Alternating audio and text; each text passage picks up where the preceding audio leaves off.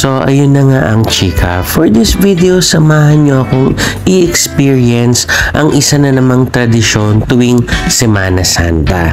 So, tara, samahan nyo akong magbisita iglesia ngayong 2024. So, ang tradisyong ito ay ginagawa tuwing Monday, Thursday, or Good Friday kung saan bumibisita ang mga Pilipino sa at least 7 iba't ibang simbahan. So, para sa una nating binisitang simbahan, nagpunta tayo sa Divine Mercy Shrine sa Marilao, Bulacan. And the next day, Good Friday, ang una nating binisitang simbahan ay ang St. Gabriel Church na malapit lang dito sa amin. To be honest, this is the second time na gagawin ko to.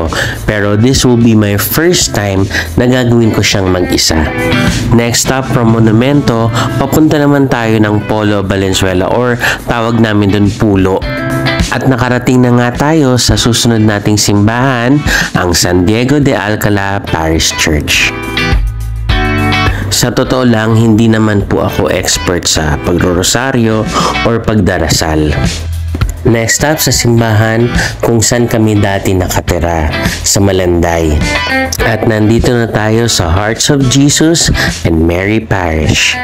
Ang pamilya ko nga pala ay originally from Malanday, Valenzuela, kaya kabisado ko tong church na to.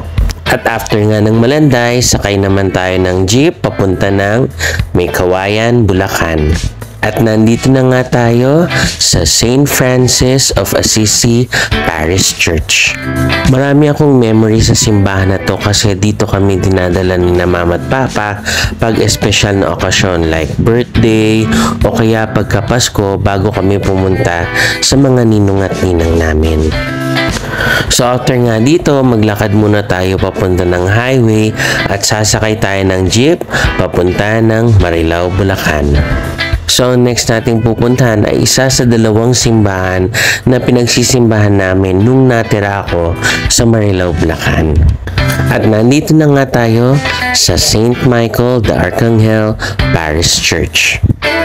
So, kagaya nga po ng sinabi ko na hindi naman ako expert sa pagdarasal, ang ginagawa ko pong pagdarasal is isang Ama Namin, isang Aba Ginoong Maria, isang luwalhati sa Ama, and then yung personal ko pong prayer.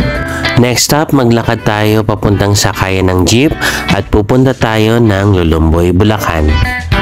At nandito na nga tayo sa Shrine of St. Andrew, Kimtaygon.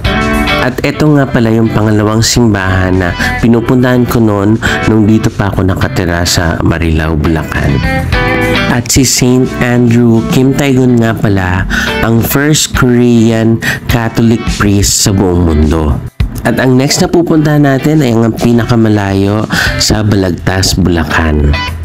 So nagbus na nga tayo papunta ng Balagtas at nandito na tayo sa Parish of St. Lawrence.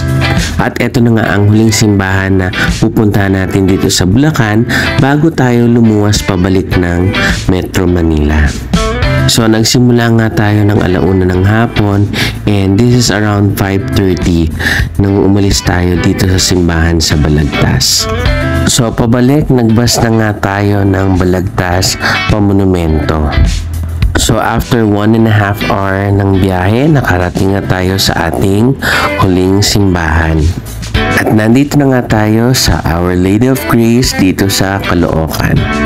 At after ko nga magdasal dito ay naglakad na tayo pa uwi ng bahay. And that's it. I hope nagustuhan nyo ang shinare kong bisita iglesia experience natin for today. Thank you for watching. See you on my next vlog. Happy Easter po! Bye!